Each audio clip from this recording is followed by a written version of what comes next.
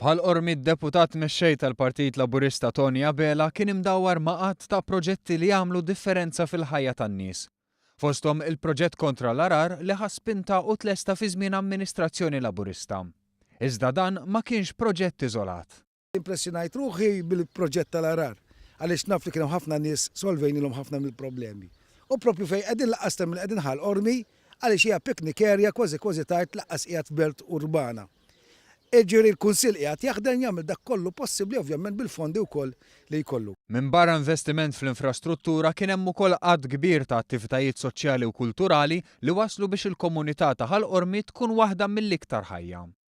Abela spjega kif il-kandidati fil-lokal huma konxji ta' dak li għad irid isir u huma impenjati li jkomplu jagħmlu differenza fil-ħajja tan-nies.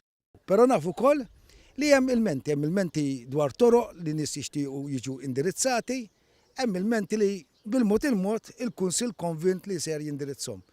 Għalhekk jiena nemmen li f'dan il-Kunsill partikulari il-Partit Laburista ser iżomm il-maġġoranza tiegħu għax għandna kunsill illi ħadem u ta' l-frott tiegħu. Bħalissa f'din il-lokalità jgħixu ma' 17 resident. Għall-elezzjonijiet li se jsiru fil-11 ta' April li ġej, f'ħal-qormi se jkontestaw 10 kandidati f'isem il-Partit Laburista.